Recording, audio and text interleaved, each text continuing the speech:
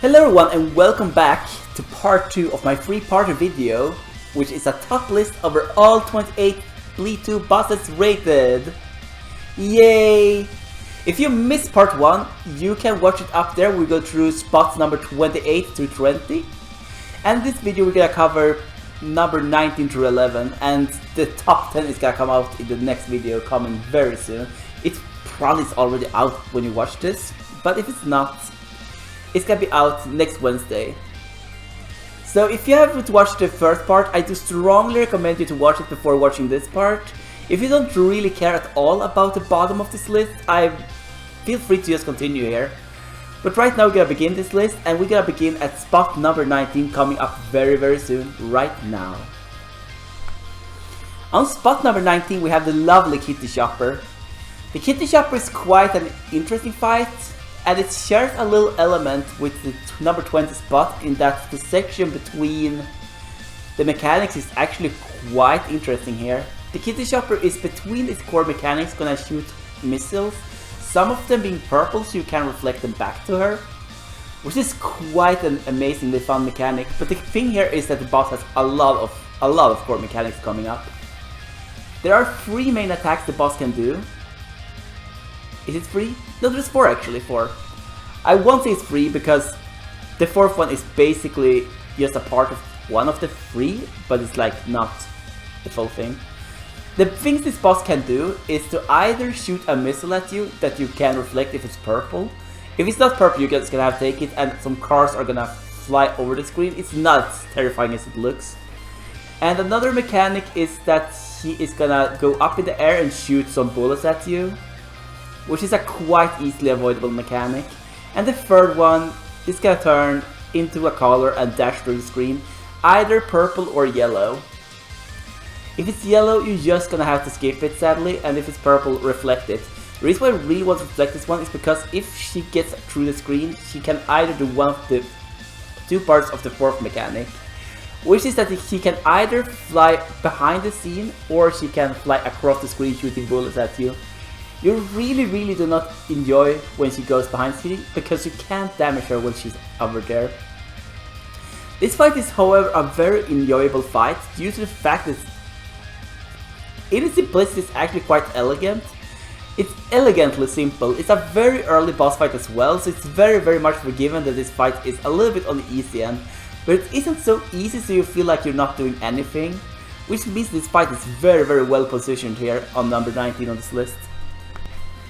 On spot number 18 we find Nemesis AI Pod Part 1. This is probably a Part 2 boss fight, but I choose to treat this as individual parts as I am not really feeling that they should be the same fight because they are so vastly different. The only other boss that falls into this category is the Ninja, but this feels more like the final fights against Valentine that are a 4-part boss fight because each of these parts are taking quite a bit of time. So in part 1 of this fight, the boss gonna stand in the same place and shoot some bullets at you, creating a sort of a shoot 'em up feel to it. Because you are going to float around in a weightless state here, and the boss gonna stand there and shoot down at you. This is, in itself, it's actually quite an enjoyable fight. The problem with this fight is due to how well Vryn controls in the air through her dashes, this fight sadly becomes far too easy between both her good movement and her ability to reflect back purple bullets. This boss does have a few interesting mechanics though. It can either shoot out bombs, shoot lasers at you, or make the walls go in. There isn't really too much to cover with the 2 mechanics that are not the walls, but when it does the walls, one wall will turn purple and one wall will turn yellow. And you have to match the purple one back or else the arena will decrease extremely much, making this fight a lot harder to actually perform. You can, when the walls are gone in, shoot at the walls to make them go out, but most of the time it's actually more walls to shoot for the boss here. It's a very interesting mechanic though that is a bit downplayed due to the fight being a tad bit too easy due to how well Vryn controls in these elements. On spot number 17 we find the Blast Jumper. This boss fight is probably, I would say, the first real boss fight in the entire game.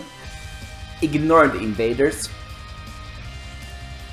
This boss fight is a very good introduction to the general flow and general formula of the boss fight in this game, in that the bosses are like having one pattern they do between their core mechanics, and then they have their core mechanics and they go back to the pattern.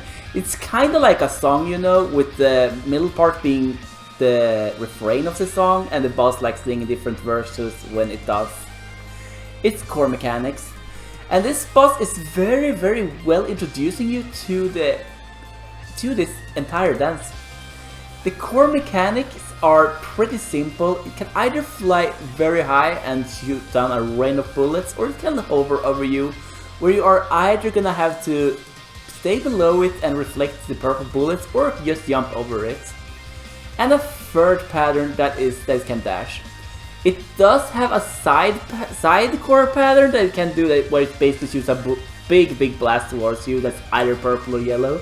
As always, reflect the purple, don't reflect the yellow because you can't.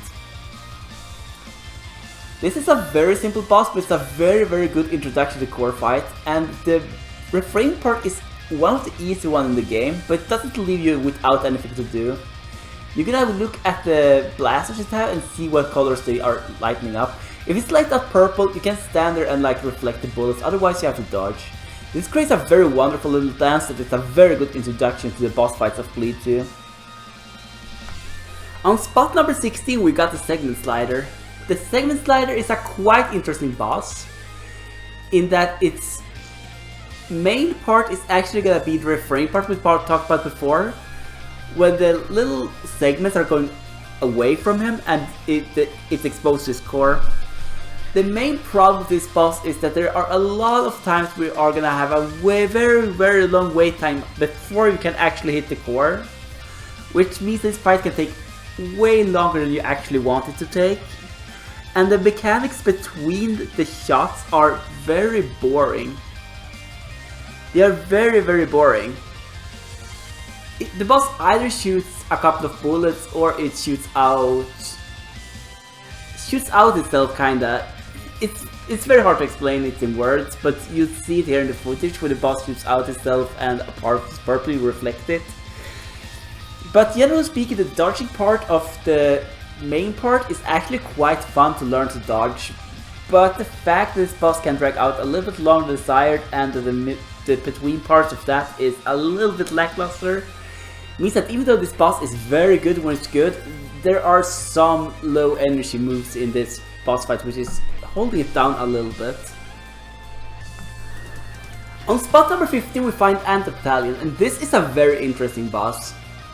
This boss is probably the boss with the most in-between patterns, like the most core patterns of any boss in this game. It's either this one or the final boss. I think this boss is tied with final boss actually. I think this boss is tied with final boss.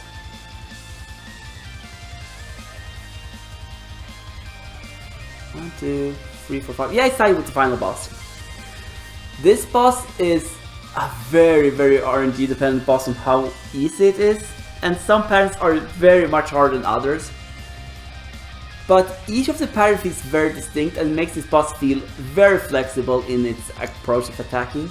The only negative about this boss is the fact that in between the patterns, you literally cannot hurt the boss. So it's basically an inhale, exhale, like you relax a little bit between the patterns with not much to do, and then there's like this huge exhale of mechanics where you have to like take care of the boss. The most interesting aspect here is the missile part, where the boss is literally going to shoot out a lot of missiles and you have to reflect them back on the boss. That is probably one of the roughest patterns, and the only pattern is just not really keep shooting at the boss as long as you can.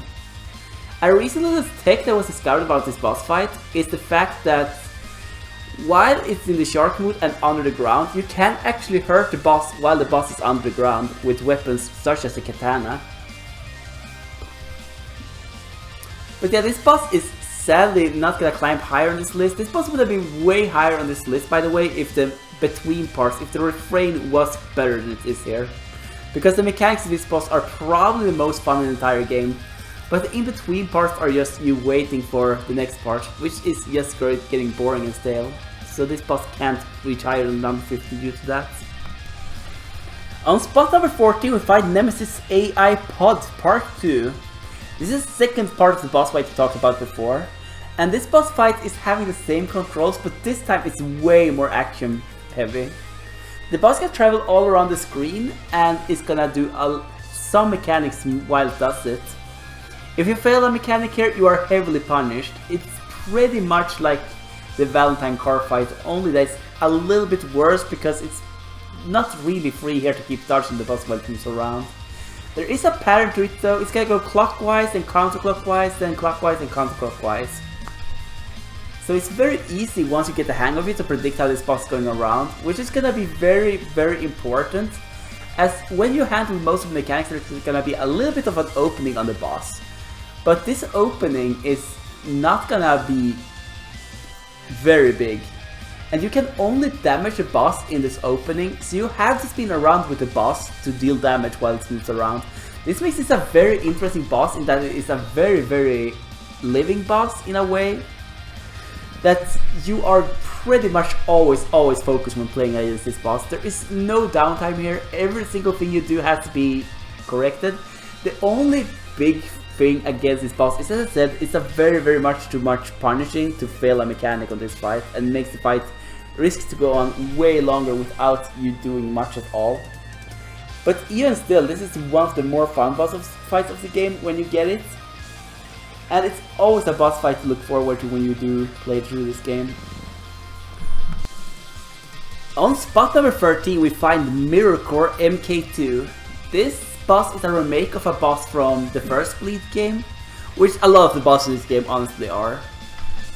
This boss is one of the bosses that is very much different from its first counterpart, and this boss fight is very similar to the boss fight I talked about earlier, the AI Pod Part 1, in that you are basically moving towards a stationary enemy that is shooting bullets at you. But this fight is done much better, as it's basically not giving you the no gravity buff here, and the boss fight is quite interesting and has a lot of fun mechanics to it. The main thing on this fight is that the boss can shoot out lanes of bullets that you can either choose to reflect if you're purple or just dodge everything. This means this boss scales very well in difficulty depending on how fast you want to go. And basically this entire boss is very scalable in difficult level depending on how well you want to be playing it.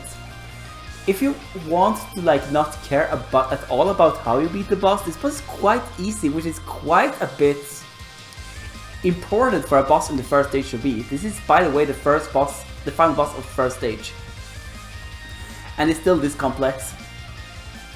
So that means this boss is such a well-balanced boss, honestly, in that it's very easy for new players, and veteran players can basically just make this boss fight as hard as they want it to be. So this is a very good early boss actually. This is how early boss in games should be done.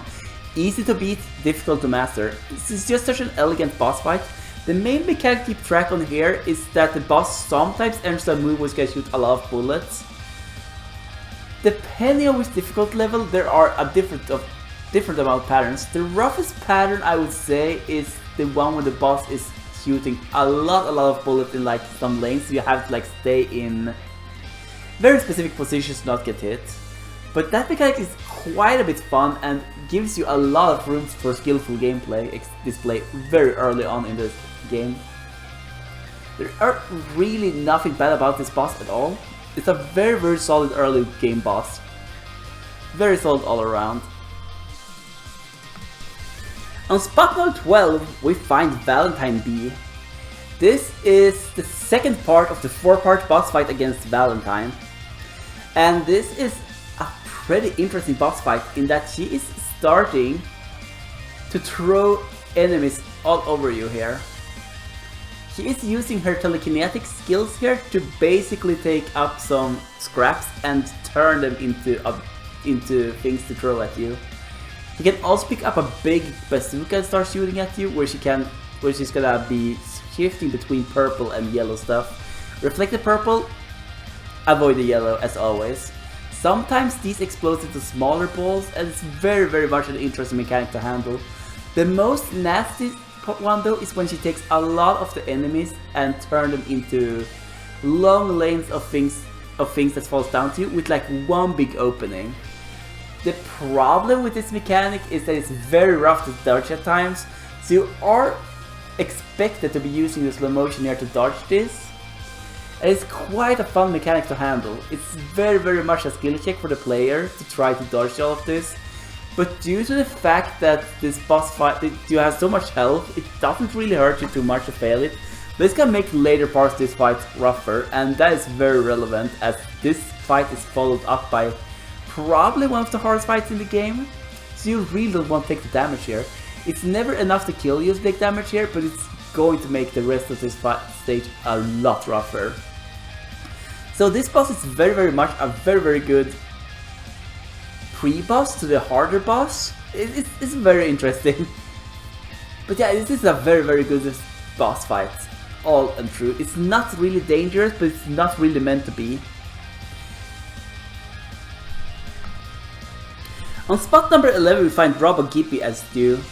This is a very fun boss fight, in that it's also one of these fights that are never really letting you sleep. You are always gonna be doing something in this boss fight. The main part of the fight, the refrain of this fight, is you dodging the two worms that travels across the screen and start shooting bullets at you. There is a very little nice pattern to it you can do that you are gonna have to feel up for yourself over time as you play this boss. But it's very quickly becomes a very natural and interesting boss to fight, and it feels so flowing. This entire part of this fight is very flowing. Then the bosses goes away and can do one of two things. Either the bosses travel across the screen shooting bullets down at you. What you are meant to do here is either stand down and reflect the bullets back up, or float over the bosses and deal a lot of damage while they fly through.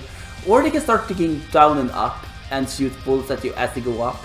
And the final one that goes up here is gonna shoot a lot of bullets at you. If that one is the proper one, it's basically like hitting the jackpot. You can reflect so many bullets back on the boss for I don't know how much damage. It's ridiculous to look at.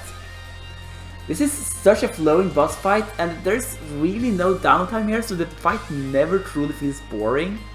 And you have to aim a lot and do a lot with the aiming to make this fight really pushing to the limit. This fight is such a wonderful and lovely fight, and it's definitely a worthy placement to put it on spot number 11 on this list. It's quite a fun fight to play. It's just straight out fun.